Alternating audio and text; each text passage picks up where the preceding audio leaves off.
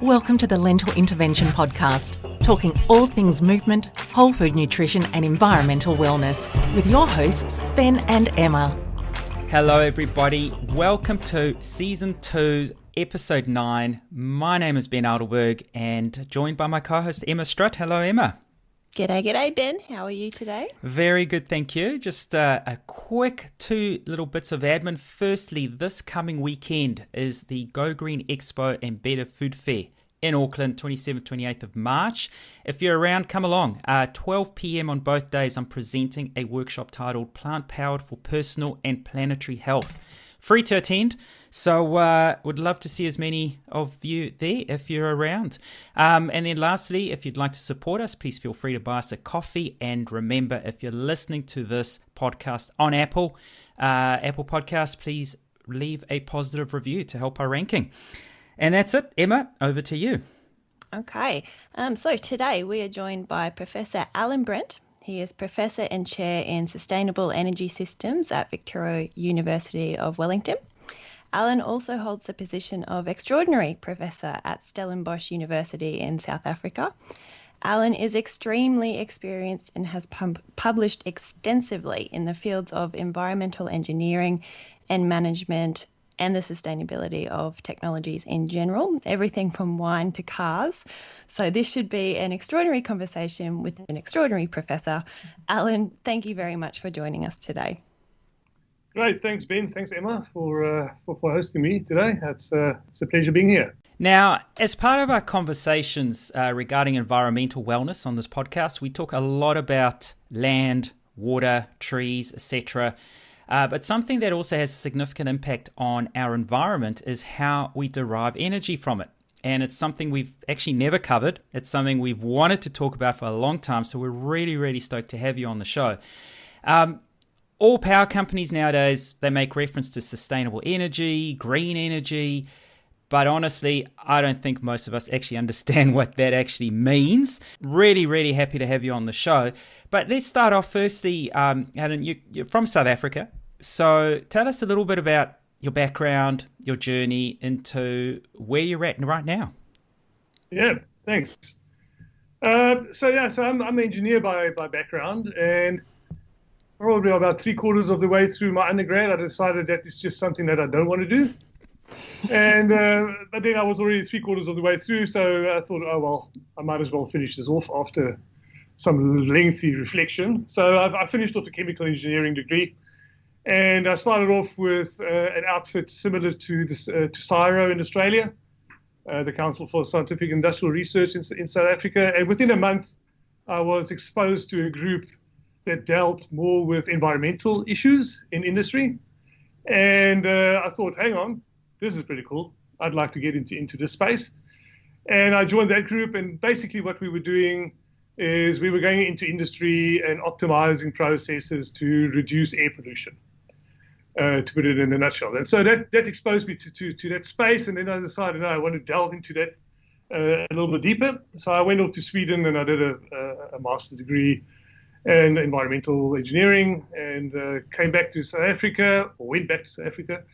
And continued. I've moved a little bit more into life cycle engineering and life cycle management. So where we think about life cycle of products from cradle to grave, as they say.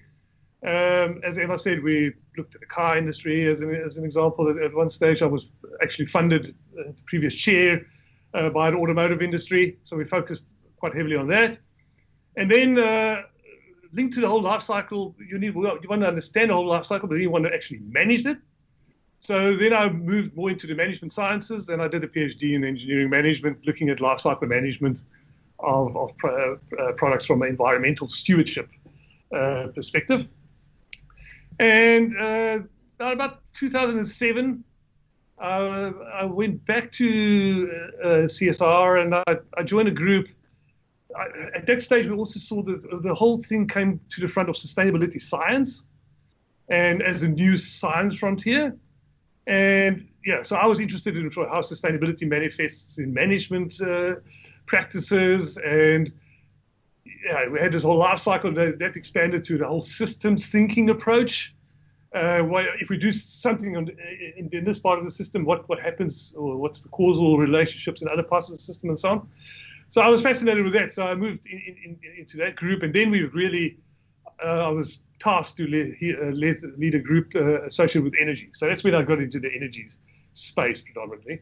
And in 2009, I took up a professorship at Stellenbosch University, and I was the associate director for the Center for Renewable and Sustainable Energy Studies from 2009 until 2017. And then this position came up at Vic Uni, I decided this is interesting space. But just from a research perspective, and just linking up to what you said, Ben, earlier on, is you can't look at energy alone, right? So we talk about this nexus, so the water, energy, food nexus, because while you're doing something energy, you need to think about what does that do to water systems, what does that do to food systems, and all of these things are interlinked. It comes back to the whole systems thinking perspective. Is really, if I had to summarize these days what my research and outlook of life is all about, then that is it. I just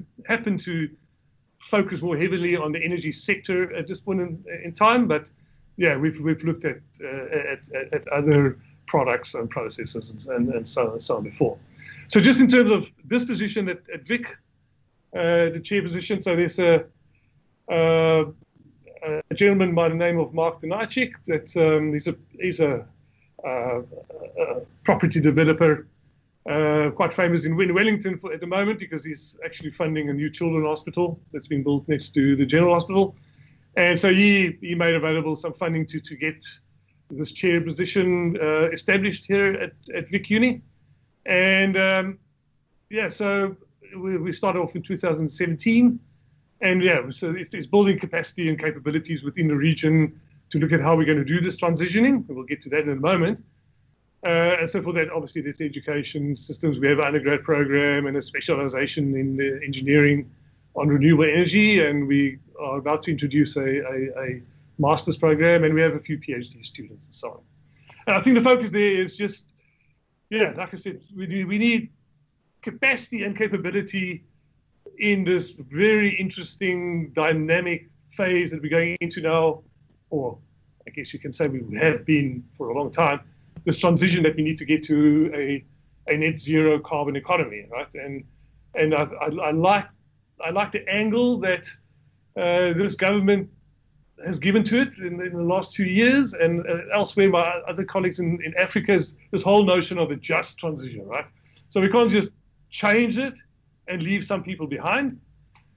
We need to think about how we collectively take everybody with us as we change our society and our subsystems associated with that.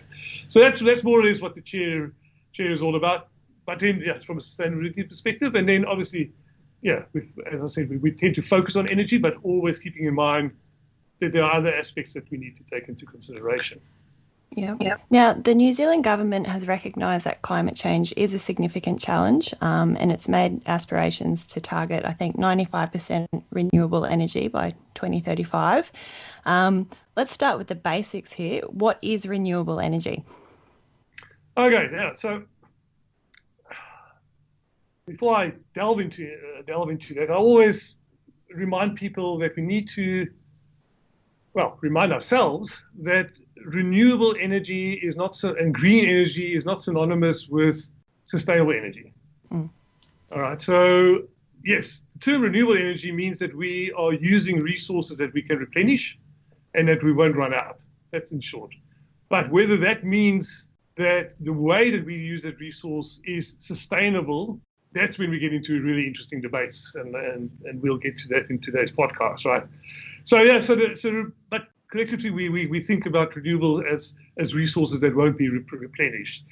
And if we think about in the New Zealand context, but that's worldwide. So if you go to the International Renewable Energy Agency, ARENA, they have very good information. And so let's start off with some of the obvious ones. So there's the sun, all right? So solar resource. I mean, in theory, all of our energy can be derived from the sun. right? And many of the other renewables are actually driven by the sun, even wind and so on. So we have solar resource, and there's different ways that we can use that resource.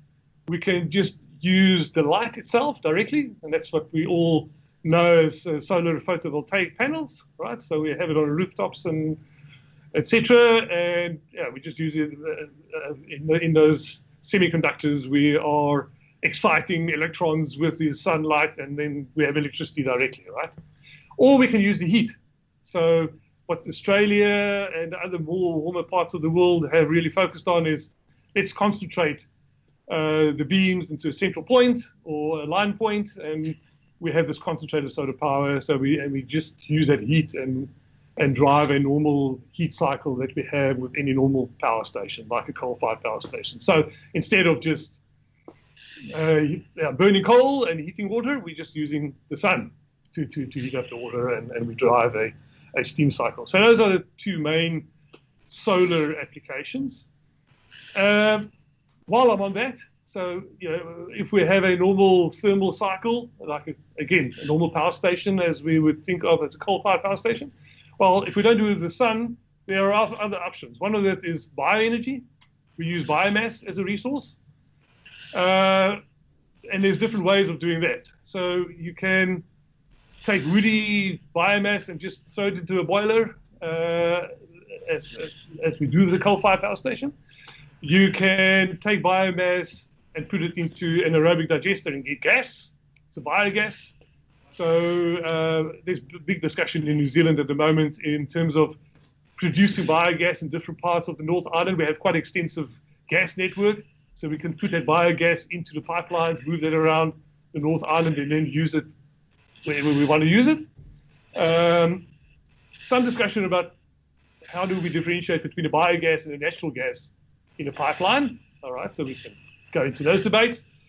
So there's different biomass options, and I'm not even getting into biofuels. Okay, this is more power, but also we can take the biomass and obviously go and make biodiesel or bioethanol. And in some communities, island communities as an example, they take palm oil, they produce biodiesel, they have a diesel genset, they have a few PV panels that we talked about, generate electricity from that. You can generate electricity from the biodiesel, as an example. So that's biomass. But the whole issue from biomass in terms of renewable is that biomass replenished? So if we start cutting off trees, or cutting down trees, are those trees growing again at the same rate that we're using it? So that very quickly moves into this whole, is that a sustainable renewable resource, right? But anyway, so biomass is there, and we can talk about different parts of the economy in a bit, and where biomass will definitely play a role going forward. So that's biomass. I mentioned wind earlier on. Okay, so wind is, obviously we have our wind turbines in different configurations, and one of the latest technologies that just came out again this week, I've seen it around for a few years. We don't have these blades, we just have like a pole that swivels in the wind, and it generates energy, and we have some demonstration around it. So there's a lot of development around that. So big scale, small scale, it's getting into, I believe the latest is about 12 megawatts per wind turbine. It's sort of on a larger scale of things, but it's also small scale applications. So that's wind. And then geothermal, all right, well, same thing as we had with our conventional power station. We're just using the heat from below the surface. And we just drive into a conventional cycle with that. And we are looking at parts of New Zealand where the resource is not that good for direct power generation, but there are technologies where we can still utilize it lower. So we're doing some investigations into Taranaki, as an example, and using previous gas wells. They're already there. It's not a whole lot of new drilling. We can actually go in there and utilize that resource. Again, for today's podcast, we're leaning towards the power, but an obvious thing with geothermal is that you just use the heat directly, right? I mean, a lot of our colleagues and people that live up there in Rotorua, they get the heat for their housing pretty much cheaply. Yeah. That's also important from an economic perspective, because that gives us, again, going back to this water, energy, food nexus thing. So you have that heat. Now you can drive greenhouses for horticulture and all kinds of interesting food production. So it's all I'm saying is that we shouldn't only focus on the power.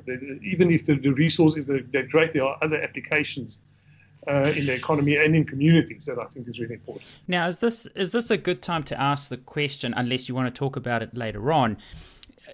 Because like you said right at the beginning, nothing stands isolated. It's all interrelated. It's one big, shall we say, symbiotic relationship. What you do in one particular area has an impact on so many other facets. When we talk about capturing, let's say solar or even wind, the one aspect we don't really understand is, well, how do we get to that? So in other words, let's say these big wind turbines, what does it actually take to build one and then install it? And then the life cycle costs of that. I mean, I've read an article ages ago that they only, this could be way off, but they might last 10 years perhaps. It's, and then it needs parts replaced or whatever the case is. And then you offset that to what you're saving from, say, burning coal. So wind is cheap, but there's all. So where does that all stand? Solar panels, the precious metals or sands that you got to generate these panels and so on. So, yeah. Okay, but before I get into the life cycle, just to close off the renewable resources, the one thing that we didn't, obviously it's important for New Zealand. 60% of our power comes from hydro, and so we have South Island predominantly. Well, we have the whole Waikato system. That's pretty large, but the majority is on the South Island. You're correct, but that also we tend to think about big dams, but small dams are a lot of projects going on at the moment with smaller type of application. And linked to that is very importantly is pump storage. All right, so we at the World Bank released a report in 2008 that looked at different storage options. And by far, pumped hydro is the cheapest battery, right? Which at the moment, the listeners would probably know, but MB or the government is busy initiating the NZ battery project.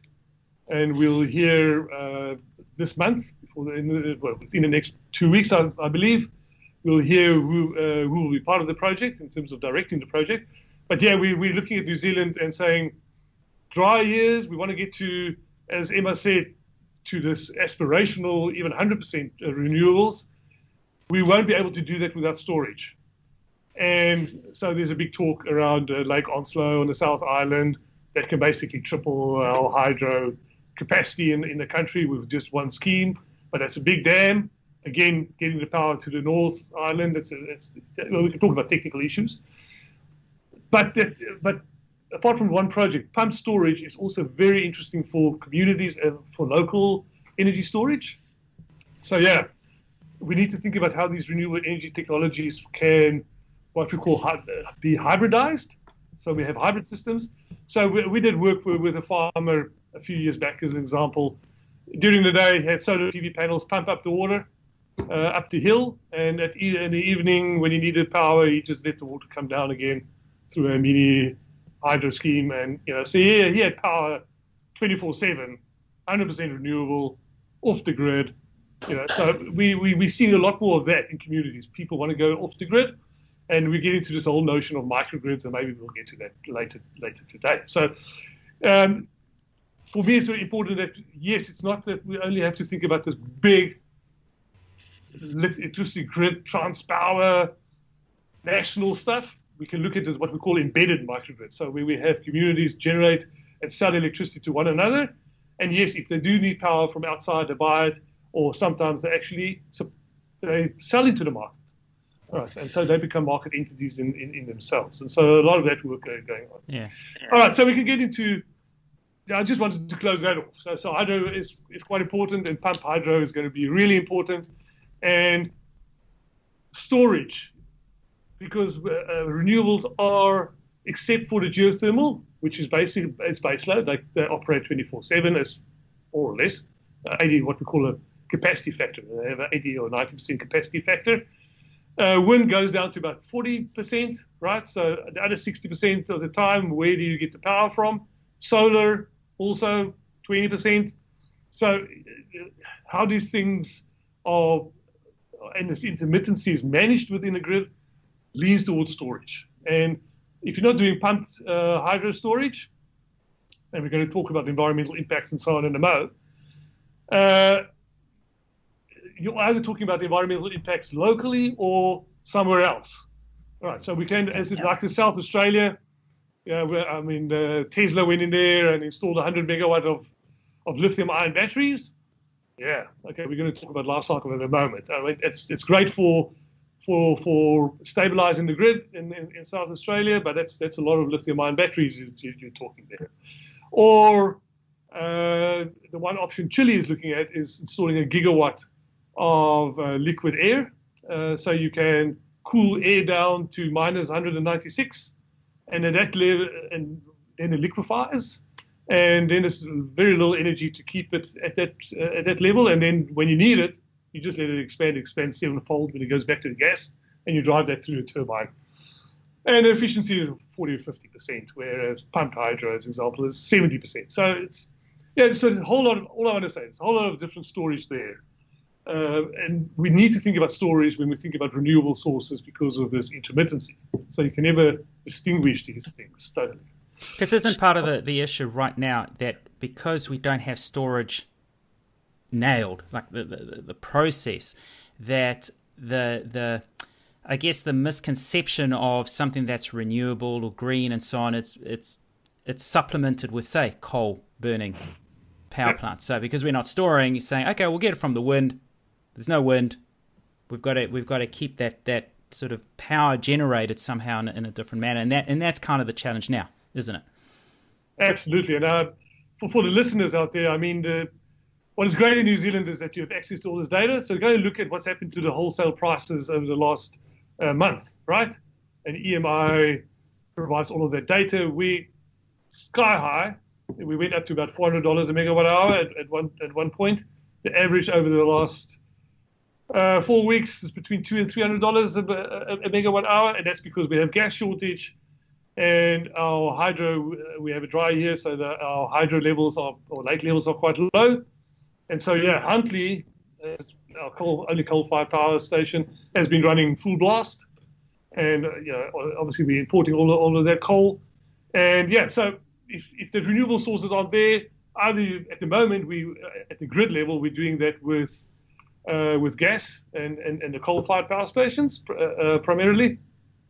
Even in the communities, if you don't have the storage, then very often you see a diesel genset running. And 2 years ago I was in Great Barrier Island, and it's a great community. Everybody does their own thing, but in the evenings you just hear this generators starting up. So Anyway, so yes, either storage or we need some conventional fuel to drive it. Yeah. So I think that sort of leads into this question around, from a life cycle perspective, what does it mean for each of these type of technologies? So Ben, you mentioned wind as an example. So from a life cycle perspective, what you want to do is you want to look at what's the embodied energy and embodied resources associated with the technology when it's in operation, right? So if you really start unpacking it, it really depends on what's the generator all about. So these days they have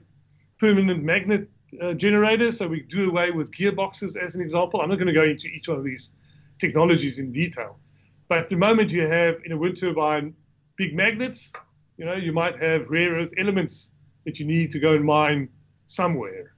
Any generator, obviously you're talking about a whole lot of copper and so on that you need from somewhere. You need all kinds of other metals. You need steel, as an example. Our steel towers in New Zealand typically come out of China, as an example, where they're manufactured. Depending again which company it does, but the generator might be manufactured in India, as an example. The blades is a very interesting one because it's a composite material to have its strength, because you don't want to have the blades into separate sections that are manufactured in one piece. And well, that's interesting from an installation perspective because you have a 70 or 90 meter blade that you need to deal with. But it's a composite material, and that means there might be a lot of petrochemical industry upstream to be able to produce that. Why is all that important from a life cycle perspective is, well, the embodied carbon, as an example, if we're going to be focusing on carbon for today, for the moment, is, well, that then entirely depends on where it's done, right? So I'm from South Africa. So 90% of the electricity in South Africa is based on coal. So anything that's produced in South Africa is very carbon intensive. So we'll get to hydrogen in a moment. So if you want a hydrogen fuel cell example, then you need platinum, and all of the platinum comes out of South Africa, right? So how the electricity system looks in South Africa is very important. Or in China, in a region where they might be producing the steel tower, as an example, becomes it's important. All of these things need to come together. You bring it down into New Zealand, you have a hell of a lot of concrete in the foundation. All right, concrete is with cement is a very carbon intensive material. You put up the turbine, and now it starts operating. It operates maybe for hopefully at least 20 years, maybe 30 years. Pays off the asset, and then we get, importantly, to the end of life. So we've seen in the US, as an example, it's a big landfill issue for some of these, for the blades. Because of the composite material that is used, it's very difficult to recycle that material, to break it down, and to reuse that material economically. In theory, you would be able to do it. And that all depends on the kind of blade and so on. And I speak to industry here, and it's not entirely clear. So, as an example, in Europe, so what's happened in the past now because they have a long history of wind generation. So you can go into Europe now and get a wind turbine and a blade for next to nothing, all right? Because it's just, please take it away. All it's going to do is, because they don't know what to do with it, right? It's now actually a waste problem. So if somebody can just go and take it away, but then you get into this whole Basel Convention. What are you shipping out of Europe? Are you shipping a product, a wind turbine, or are you shipping a waste, right? But anyway, so that's another interesting debate. The point is just, you operate for 20, 30 years, then what you land up with is, we want to get to a point where we're going to have to rehabilitate the land, all right? Because the wind farm is there, the farming is going on between the farms, it's fine, the foundation has been laid down. All you want to do at the end of life is you want to go and put a bigger turbine on top of that mast, or tower rather, because the efficiency of these technologies have improved, so we can get double the amount of electricity out of the one turbine that we did in the past. But still, we brought down an old generator, we brought down those blades, and we need to do something with those. And again, like you said, we're saying, okay, we can improve efficiency, so let's put something bigger. That means more raw materials, bigger issue with waste after that end of life cycle. Are we jumping into solutions too quickly because they're short-term solutions without thinking about the long-term effects, or are we just going for the feel-good factor and thinking, hey, people are going to love this, let's just do it, it looks good. Hey, the Netherlands, you go out into the sea and you see all these turbines, but no one's thinking, which is very typical, no one's thinking long-term, and we could actually end up with a bigger problem. Yeah, but if I look at what has been done in industry, so first there's some nuances that we can discuss a little bit more in detail. But if we just focus for a moment on carbon as a metric, and in embodied energy as a metric, and because then you have to ask yourself, does it make sense? Does it make sense from the material that we go and dig out of the ground somewhere? And preferably we have a circular economy, all right, so that we actually recycle stuff and produce the next turbine. So in theory, we should have taken the old ones down, breaking it up, take all the copper, go and make the new generator and put that up, right? So that will be a circular economy. But from that life cycle perspective, taking from raw materials through to manufacturing, operating for 20 years, and then disposing it, your payback, depending on, again, what are some of the details around where things are produced and so on. As we've said, for wind, 2-3 years is your payback. 2-3 years into operation, the carbon that you start saving, it makes sense, or the embodied energy makes sense. Solar PV, again, are the PV panels produced in some parts of China? Are they produced in Japan? Are they produced in Germany? One of the latest research I've seen, somewhere between 2 and 4 years would be your payback, if we're using carbon and energy metrics. Having said that, based on what you said now, Ben, it's not always transparent that industry has the solution or are thinking about what they will be doing with their products at end of life. And this is a question that we've started, and I know that we talk about renewable energy here, but we need to think more broader in New Zealand, because we're going to get later on in terms of, let's say, transportation as an example. Same story. We're going to electrify everything. That's great. We're going to have renewable energy technologies produced as electricity. It's going to charge our cars, and we're going to drive them. And after 10 years, you need to take the battery out of that car. You can refurbish it and then use it in communities for the small-scale storage. But 10 years after that, the battery is dead. So then what are you going to do? All right, at the moment in New Zealand, we have no recycling of those batteries. So we're going to have to think about Australasia as a region, collect those batteries, and then try and get that circular economy going. But the point here is there's no clear end-of-life directive from government. And a lot of us have said there's this gap here. The government needs to address, society needs to start asking these questions. What is happening with our stuff at the end of the life? And I think then industry will respond with thinking about it. So certainly in Europe, you mentioned that they have thought about it in terms of how to deal with those wind turbines and so on. So a lot more thought has gone into it and how that will be processed. And interestingly enough, there's a directive. The industry needs to set aside a certain amount of money in the manufacturing of those products to cater for the end-of-life costs. It's a form of stewardship.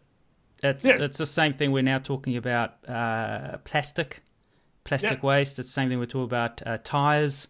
All these things we're so used to just shipping off to third world countries and saying, here, take our rubbish and you do something with it. But obviously, as we know, that's also come to an end. So, we do need to become more aware and actually start thinking about processes in terms of a whole life cycle within the system. And industry, really, if you're going to design it, you should also be thinking about how to, well, not undesign it, but how to bring it back into the cycle. Yeah.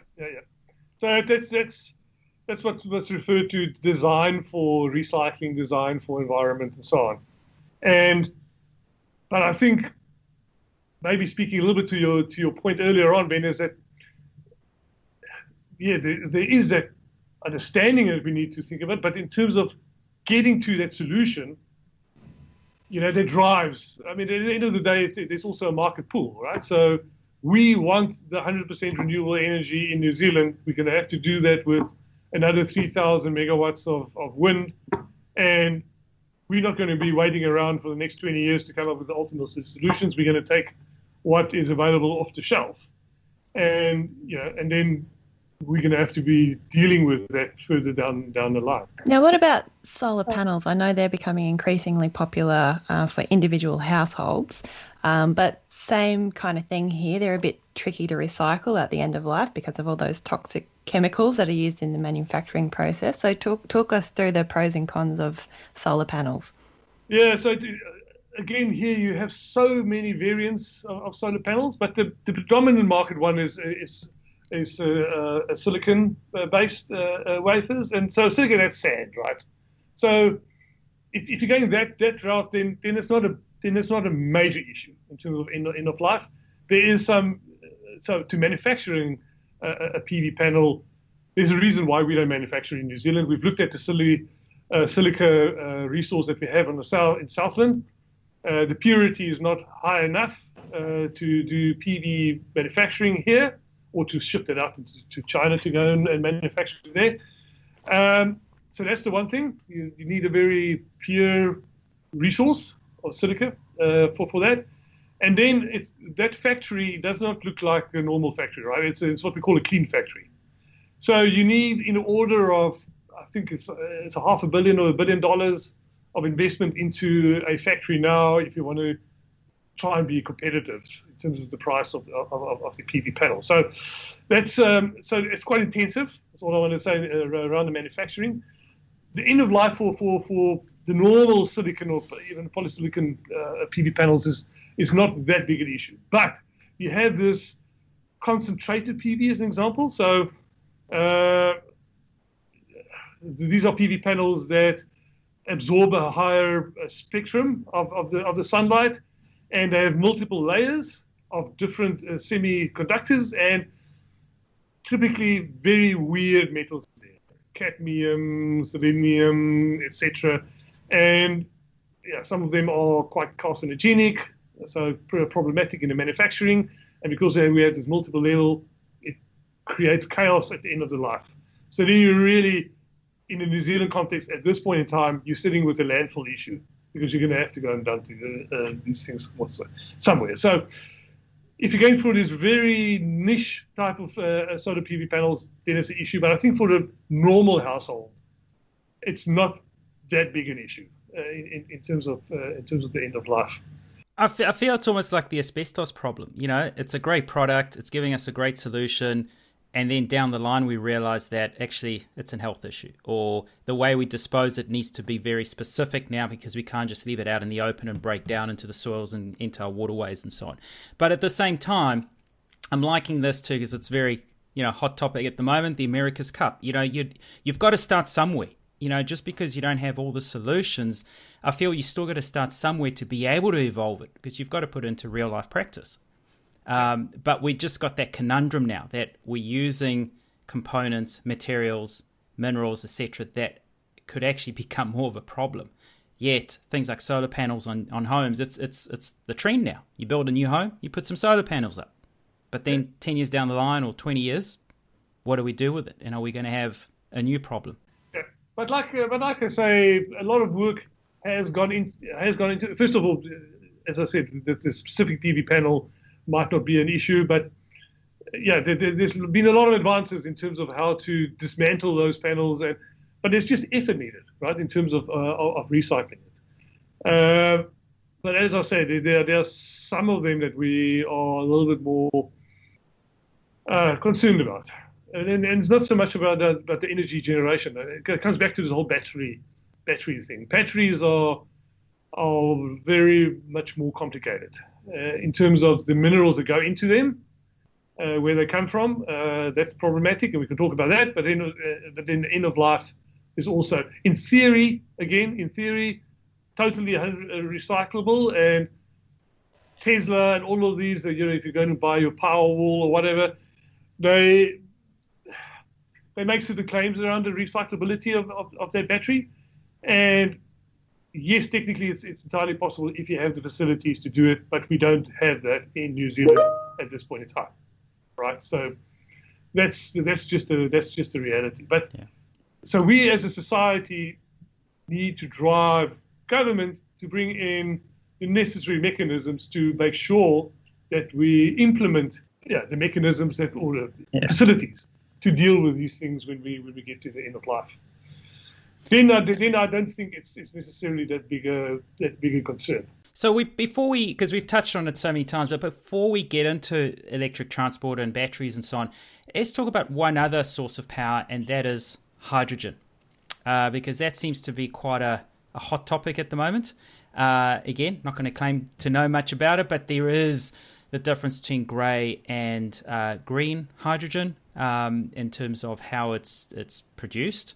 And in terms of which is a bit more economical, I suppose. But hydrogen has been around for quite a while in terms of used as a source of, if we think back to, and I've got my notes here, so it's not something I remember off the cuff, but 1937, the Hindenburg airship disaster. We all remember this big, or these images of this massive airship, and it just up in flames, and within 30 seconds on the ground and 60 odd deaths. But So hydrogen's been around a long time, but now it just seems to be gaining momentum again. Is this just a money-making opportunity, or is there some real opportunities with that? Yeah, as I say, this is a hot potato. There are proponents of it, and there are extreme skeptics of it, and but first of all, to say, so hydrogen, we need to remember, is not a source of energy, right? It's what we call an energy vector. It still comes from something, So we're using other energy sources to produce the hydrogen, which is then a carrier that we can go and do other things with in the economy, and that's important. So hydrogen, it's been around a long time, apart from the Hindenburg and so on. I mean, our entire space program is entirely dependent on hydrogen, right? That's the fuel they've always been using. So fuel cells have been around in the space program since forever. And so it's quite an old technology.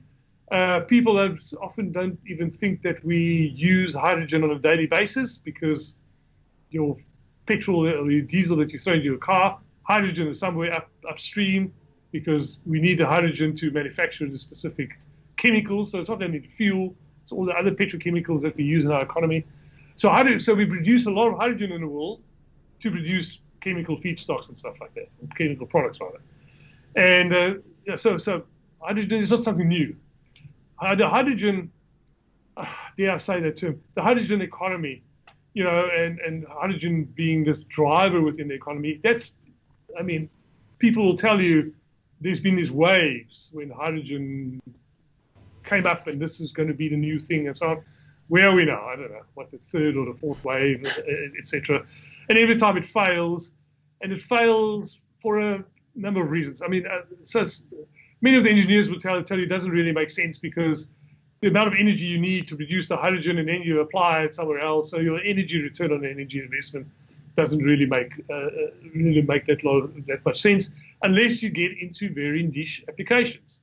So again, I'm hesitant to get into that space, but many of us, most of us in the energy space don't think of hydrogen as an option for cars. So even though the Japanese are more leaning towards hydrogen as the preferred carrier for vehicles as opposed to batteries, most people in the world think, no, it just doesn't make sense. We just need to go batteries and electrify. And even medium trucks, and you can go and look at the Climate Change Commission's advice that's out there now, is even for medium trucks or anything that's short distance haulage, we just go batteries. If we go to the big trucks, above 30 tons, and it's long haulage, and a truckie doesn't want to stop for 30, 40, 60 minutes and charge truck and so on, then there's a niche market there for hydrogen. Another interesting thing I didn't think about that before as well, is because the batteries are very heavy, right? So if you're sitting with a truck that's already with quite close to what's legally allowed on the roads, if you're going to put batteries in it, then you're going to take payload away. All right, and so economically, then hydrogen starts making sense because it's quite light, right? So the energy density of hydrogen is good. So that also goes into aviation. So for short distance flights, aviation, hydrogen might make sense. But the other thing about hydrogen is, just on transportation, that's why we have forklifts running off it, because it starts making sense again there. From a weight perspective, we have Auckland has its first hydrogen bus. So for certain public routes, it might make sense. It might make sense for rail if electric, more normal catenary lines are too expensive for certain routes, or if we're moving stuff around, where we're just currently using diesel trucks, locomotives rather. What are you going to do with those diesel locomotives? Either you're going to have to go to biodiesel again, as we said earlier on, to run them, or we can go hydrogen, right, if we don't have overhead lines. So from a transportation, there's very specific opportunities for hydrogen. And then, again, hydrogen is already vital for our economy, our society, our civilization, in terms of all the other chemical products, or many of the other chemical products that we need. But then there's also steel production, as an example. It's still early days. We're going to have some demonstration in Europe that you can have green steel production with hydrogen as well. And then we see what's happening in Taranaki is, again, it's systems thinking, right? Don't think about the fuel only. We have all the ammonia that's required down there. So let's produce the hydrogen, the green hydrogen with wind turbines, produce green ammonia, and produce fuel that we can use in heavy trucks in the North Island, possibly export hydrogen to somewhere else. And ammonia is one of the routes that you can, or vectors that you can use to move hydrogen around in the world. So you need to think a little. If you're going to go hydrogen, I agree with Michael Liebrecht from the Bloomberg Energy, that hydrogen you need to think about as hydrogen hubs. So we'll have these industrial hubs where we will do things with hydrogen, and we can talk about power to liquid as an example, as another option for the country. So if we're going to build a new refinery, we can use all of our electricity. We use water. We get hydrogen. We get carbon sources. Carbon sources in Taranaki have been mentioned, and we can produce any of our fuels with that source. So that's why hydrogen is a very complicated one. This is not a very straightforward, and I think the way people compare it to other things, and I think this is the problem that we have with energy, is we tend to compare these apples and pears, where I think we need to think about the system as a whole and say, okay, this is energy services that we require in the economy. How are we going to combine these different things to optimally provide for those services? Yeah, wicked problem. So you need that systems thinking approach for sure. Now, you mentioned the Climate Change Commission just before, and they've recently released their first advice for consultation. Electrifying the transportation system is highlighted as one of those priority areas. And if it's simply considering CO2 equivalent emissions, then the EVs are more efficient over their lifetime. But as we're discussing today, there's a number of things to consider aside from just the CO2. So can you talk us through a little bit of those other environmental impact metrics that we should consider when we're thinking about electric vehicles? Basically, should we go and buy a Tesla tomorrow? And even that question is not entirely straightforward, because a Tesla, first of all, before we get into the electric vehicles, it's interesting looking at the Climate Change Commission's document, and you can see the reason why that's such a conundrum for us as a country are actually twofold. First of all, it goes back to regulation. We don't have regulation in terms of the emission standards for our vehicles that we bring into the country. And so the automotive manufacturers do not send more efficient internal combustion engine vehicles to New Zealand. They send it to markets where there's regulation. All right? So even if we just brought in more stiffer regulation in terms of our emission standards, we would reduce the carbon emissions associated with our transportation sector significantly. Right, so before we even go to electrification, we can do a lot in terms of what type of fossil fuel vehicles, internal combustion, or ICEs, what type of ICEs do we bring into the country? Okay, that's the one thing. Then we have historical ways of doing it. So we are really quite dependent on importing second-hand vehicles from primarily Japan and so on, right? So whatever's happening there, we have a lag time when we actually see the benefit. So that's one issue. So we're not, again, getting the newest and the best of what the ICEs have to offer to a large extent. And then we need to start questioning ourselves as a society here, because from a behavioral cultural perspective, it's New Zealand, it's Australia, it's South Africa, it's the United States. We like our big cars, and we over the last few decades we haven't stabilized or even reduced. We haven't reduced or even stabilized the size of we've actually increased.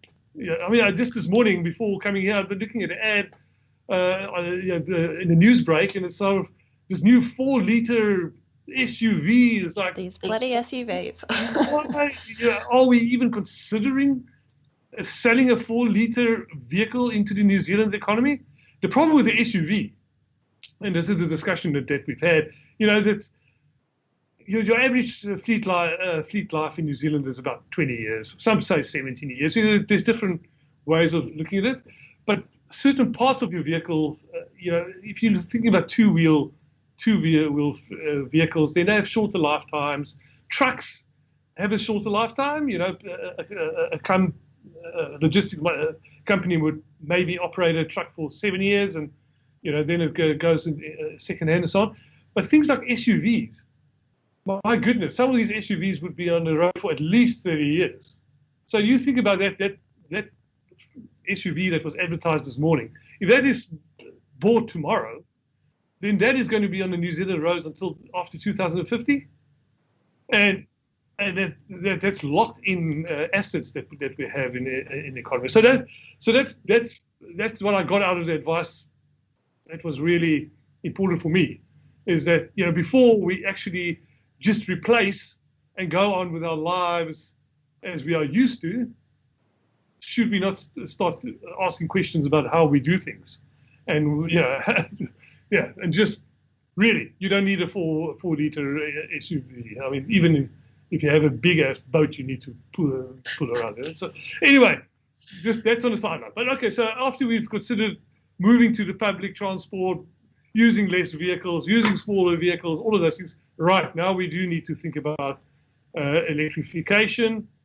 And before we get into the cars, there's another thing that people need to understand is, and I think we don't often think about it, but what's all the infrastructure that's needed to be in place? All the charging points. You need a charging point. You need you potentially need more electricity at those points. So some of our colleagues have been doing work with Singapore, as an example, where on the electrification of their public transport, when those buses come in to load and offload passengers, there's a fast charging station, and all the air conditioning of the buildings around that bus stop goes off to supply power into the bus stop, right? So wow! So the neighbouring tenants or whatever, they lose the air conditioning. Yeah, but it's not a big deal because it's only for maybe 2 minutes or so. You won't even realize that, right? Because there's a thermal mass within the building. So you're not going to feel as an individual, but from a power perspective, that makes a huge difference. So yeah, so even if we go back to our trucks, you have a Tesla, Elon Musk's semi truck. You need megawatts of power at that point when it gets charged.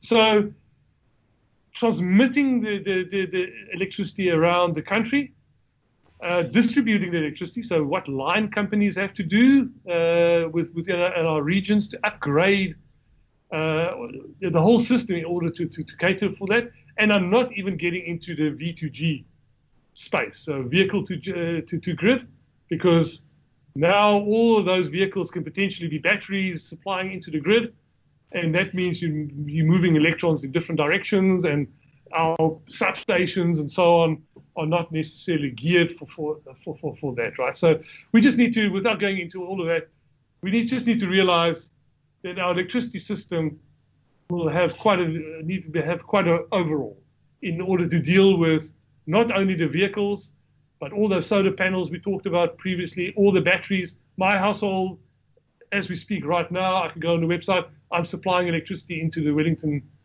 city distribution system as we speak, but the system can't handle all the households doing it. The system can't handle all the households that are charging a car at exactly the same time. And we need to think about when those cars are charged, because we have this demand profile in the country. So just to say that, so just from an operations perspective, once we have all these cars in the economy, to get there, we're going to need a lot of investment in terms of the infrastructure. Okay. Then we get to the cars themselves. And I think that's what Emma alluded to earlier on. So the biggest issue with I have a petrol vehicle, but I also have an electric vehicle, and it's fascinating. I've been driving it now for 2-3 years. And it's just a two-wheel vehicle, but it's like a moped or a scooter, and so. And I find it quite fascinating to. It's one thing teaching it in the classroom, but actually experiencing it's quite different about what. But it's heavy, all right. It's heavy because there's a lot of. Because you have this electric motor in there. If you have a more sophisticated EV, then you have regenerative technology in there, which is pretty awesome. So as you brake, you're recharging the batteries. I've got the same thing with my electric skateboard. Oh yeah, cool. But 10 kg, it's like you say, the weight. It's carbon fiber, so it should be super light, and it's 12 kgs because of the batteries. It's the batteries and it's the electric motors as well. Yeah. Because if you get into bigger EVs like the cars, like the Nissan Leafs or whatever we have on the roads, those motors are, it's a lot of copper in there. So we need to think about where that comes from. But primarily the whole debate from a sustainability perspective of EVs goes back to what we were talking about earlier on, is just the batteries. All right. And why that distracted me to start talking about the ICEs and vehicle emissions is it all depends on the market. Right, so it's interesting that the battery that Tesla sells in their vehicle into the Chinese market is different than the battery that they might sell into the New Zealand market. All right, because the market has different demands. So we like our EVs to be fast and responsive and stuff like that. So we actually want high performance vehicles, whereas the Chinese market doesn't really matter. They're so congested they can't drive fast anyway. So no one's really worried about high-performance vehicles. So you don't need that high-performance batteries. So your characteristics of the batteries and the chemistry of the batteries look slightly different. And that means you have different mineral resources that feed into those batteries, right? So the biggest contentious issue in the battery manufacturing space at the moment, if you want to get to, obviously it's lithium-ion batteries, but there's all these other ones. So it's all the other materials in there's manganese, there's nickel, and then there's this badass one called cobalt, right? So cobalt is the one that's all the manufacturers, that's a conundrum for them. And they get together, they talk about ethical cobalt, but primarily all the cobalt in the world, it's about 70, if I have the figures correct in my head, it's changing. I mean, the Australians are sitting with a lot of resources in the space, but I think it's about 70% of the cobalt at this point in time globally comes from the Democratic Republic of Congo. And South America somewhere as well, I believe. Somewhere up in the Andes. Yeah, some in the Andes as well. But the DRC is a real big concern. It's a concern from an ethical perspective because of a lot of the mining is based on child labor. It's and it's just environmental performance in that part of the world. It's just not enforced that much. But cobalt is attractive because of its weight. But it's the weight, and it drives the performance of the batteries. So yeah, but it comes down to the same thing. So you look at energy density, right? So you want to get the batteries, the weight down, and it's how much power can you get out of the batteries. So that chemistry becomes quite important. Now, there's a lot of stuff that's happening to improve it, and I wrote something on this, and the responses was actually quite fascinating, and people pointed me towards. It's such a fast-moving area at this point in time. I mean, batteries. So technology, we always talk about technology learning curves. So how quickly are products replaced and are they improved? And at one stage, before we got into the whole EV debate globally, it was all about the mobile phones, and batteries were in circulation for like 8 months, and then they would be replaced. And so, it's a fast cycle of upcycling the technology. EVs, so what happened with battery prices, they started to flatten out, and then EVs came into the market, and then the prices dropped again. But the EVs, the batteries are used and they will be, and they're not replaced. The that often as we do with our other mass consumer products, right? So the opportunity to replace those batteries and to upcycle the technology to better batteries it's less so with the EV, because you can imagine now it depends on which one you buy, but typically the warranty is sitting at 10 years or 200,000 kilometers, I think is what the Tesla is. I'm speaking on a correction. But the point is that battery is going to be used for at least 10 years and then it needs to be replaced. But now, am I correct in saying the battery hasn't pretty much worn itself out? Is it true that it's got a lot of capacity? Yeah, that once available. It gets to 70% or something like that, then it's actually not usable for vehicles. But you mentioned this at the beginning, but then that battery can be used for other, I don't know, plug it in at home and power a stove or something. I don't know. Well, it's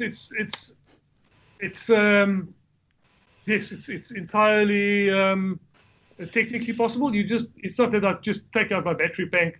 And by the way, the other thing that people, I mean, in a Tesla at the moment, you're talking about 3,000 batteries, right? In a single car. So if we saw a battery in a car, we're talking about thousands of small batteries. And so you're taking out that battery pack as it is, and then you dismantling that. And I had a student, or one of our students over summer, did that. Got an old Leaf battery, disassembled it, then you need to repackage it to be able for it to be used. So it's not just plug and play, take it out of this car and then plug it in at home. It's a little bit of what we call remanufacturing that's necessary. So it goes back to the conversation we had earlier on, is that you need these facilities that take back these batteries. So in Europe, as an example, and that's a really interesting experience. So BMW, again, what we said earlier on, there's this product stewardship in Europe on the automotive manufacturers, that they are responsible for the end of life of the vehicles, including the batteries. And what BMW said for the Munich plant is, we'll take back the batteries and then we're going to run our factory with these recycled batteries that we get from our cars that we are responsible for. So just to close the loop on that discussion was, they then implemented, and I've been to their remanufacturing facilities, but that was before batteries, but they've established the facility to take back those batteries, remanufacture them or repurpose them, if you will, so that they can be plugged and played into their local electricity grid. The other thing that's really interesting out of that experience is they expected the batteries to come back after a certain amount of time, but they haven't come back as quickly as they thought, which is sort of interesting. And this is really what is also important when we think about EV products. So if you are talking about high-end products, we can expect the BMW to be of a certain quality. We can expect the Tesla, if you're going to be paying $60,000 or whatever for that Tesla, I expect the battery to perform, for a number of years. So for the high-end quality products, we actually see, because there was a big worry about the behaviors of people and how they charge it. Do they overcharge it? Do they, et cetera, because then your life of your battery quickly goes down, right? We all know that with our consumer products again. But it didn't happen in Europe. And it's plainly because of the supporting infrastructure that BMW supplies. I mean, if you go and buy a Mini Cooper, just because I was interested in buying one of them the other day, as I was sort of looking at the technical specs, and you get their charging unit, that charging unit, the inside electronics is all about seeing where the battery is. I don't want to take it above 95%, apart from the fact that I can decide which parts of the day I want to charge it. Pretty much what iPhone does now. It says the best time to charge it is this, or basically extending. So from a technology point of view, that's not hard, is it? I mean, you're just programming a bit of... Yeah. So there's two things. It's the technology, as you say, it's not really very hard in terms of how it's charged and not overcharging, etc. And then it's the quality of the battery itself. So in those markets, we've seen those batteries last a lot longer in use than what they expected. Then you have the lower end products. My little two-wheel moped, I think I get about 60% of the range of that battery than what was stated up front when I bought it. It was within 2 years. So, yeah, so if you're buying certain products, and I know some of the EV cars, the first models that came out, we had one of those, and I won't say the name now because now we're in the public space, but I wasn't really impressed with how that battery performed in that car, right? But now things have improved. But it's just now you have these. That's what's also bothering some of us. So yeah, the battery, you operate down to about 70% capacity. But now go back to what we said earlier on. The New Zealand society, we are dependent on importing cars. So now we're going to import these EVs out of Japan. They're at 80% capacity, the batteries. We bring it in here. We operate it for a few years, and now we need to deal with this battery, right? So are you starting off with new batteries? Or are you starting off with second-hand batteries? And all of that plays into it. So to put you on the spot, right now, I need a car. I'm going to go tomorrow and buy a car. Should I be buying a, combustion vehicle that I know in a couple of decades is still going to contribute negatively to our goals of reducing our emissions? Should I get an electric vehicle that, okay, it's great from CO2 emissions, but what the hell am I going to do with that battery in a few years' time? Or I'll give you an out. Should we be revisiting how we behave? And it's not just with electric vehicles, but rather than trying to match this constant need for energy in general, or the need to drive everywhere, should we also be looking at habit change? I mean, that's a different discussion altogether. But, like you say, instead of driving your vehicle now to work or to university, you jump on a moped. It's simpler. So you've changed your behavior. You've still got a problem. What are you going to do with those fewer batteries? But it's less than a whole vehicle. So, and somewhere in the mix there's sort of hybrids as well, right? So if I had to go buy, so first of all, you're absolutely right. Do we need the second car in the household? Are there other options here? We need to think about, we have some operators that have brought car sharing and that option into the space. We can go down and have a whole discussion about why those haven't taken off. That big here, as in, for instance, Amsterdam, where you have just this big pool of smart cars and nobody owns a car. I just go on that. There's a car outside. I get in. I go. I leave it. Why do I own a car?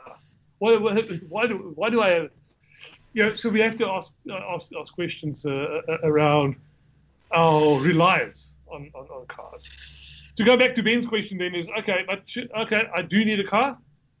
Now, first of all, buy a car for what? So, I mean, the one thing that also came out of this climate change commission discussion, apart from, looking inside cities, it's also intercity modality. So how do people move around between cities, and why do we get into a car and drive to across the Rimatakas here to Wairarapa? So what am I going to be doing in Wairarapa? Am I going to go and drink wine in Martinborough, or am I going to go surfing down at Castle Point? But if we're going to go surfing at Castle Point, I'm going to buy a car to drive there, right? So I can't get on necessarily, whatever. So we just need to understand that context. What are we buying the car for? Because that then really speaks into what are your options. If you tell me you're buying a car because we are going to be driving around in Auckland, then I say, and at home you have the facilities to install a trickle charger, then I say, go and buy your electric vehicle. All right, so just personal experience. I have a typical Wellington garage.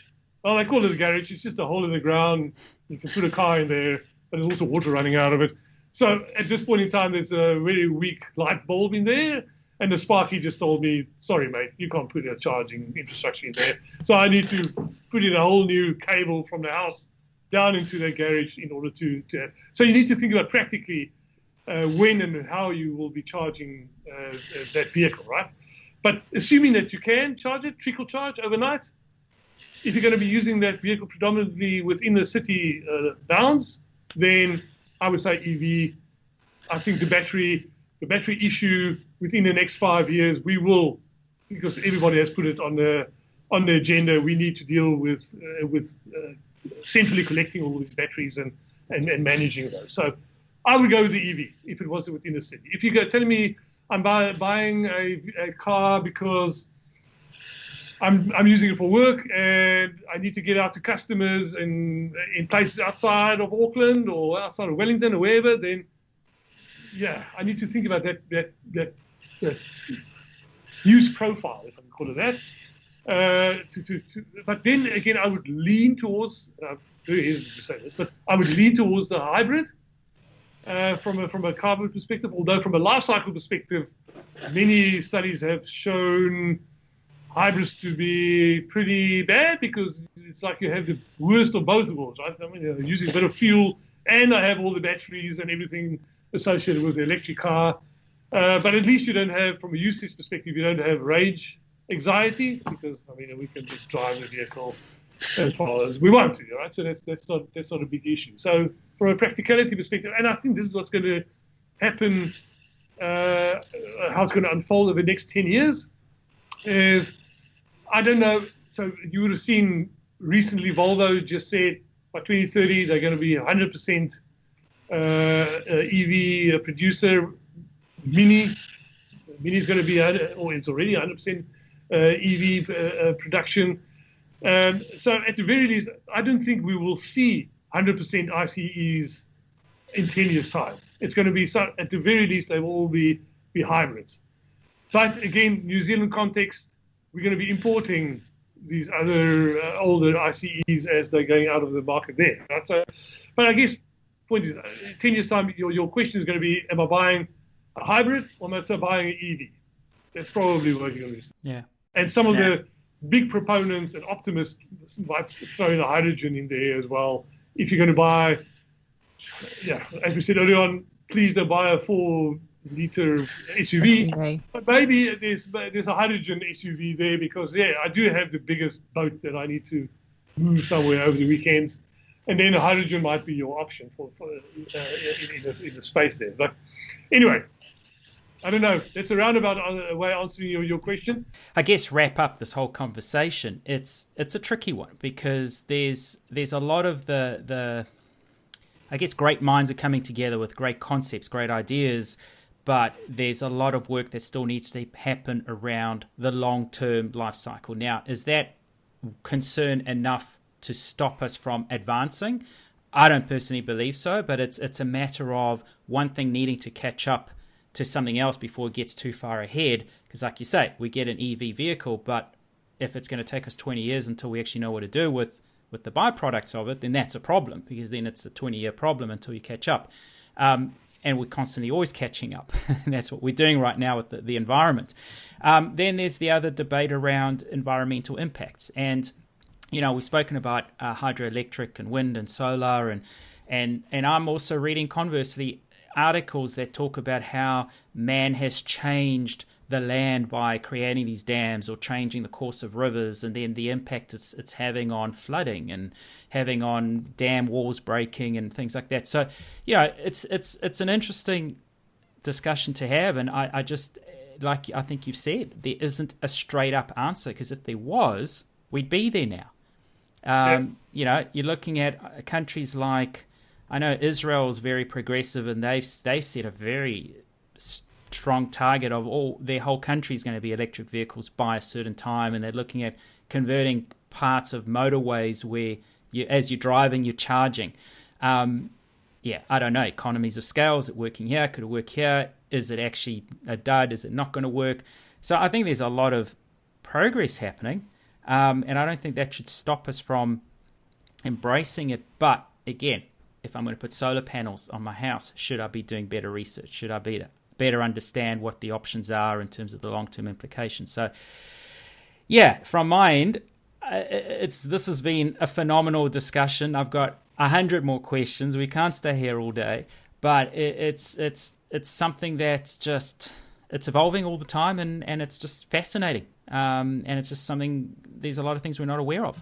And I think, at least in the 21st century, we are asking these questions. It's previously we just went in, like I say, with a potential solution. Think nuclear. Back then, we thought nuclear is the answer to everything, because the waste isn't the issue. We're going to use it in the medical sector, right? But we didn't think about the sheer volume, and we didn't think about that end of life very clearly. And now we're sitting with a challenge. At least now with this new tech coming in, and a lot of people are saying, aren't we overcritically asking these questions about the new stuff, whereas in the past we didn't really ask those things. So I'm go with a lot of people in the space are saying that we have the tools, we have the mechanisms, we tend to think along these lines. So I'm hopeful that we will be able to catch up, as you say, and address these issues in time.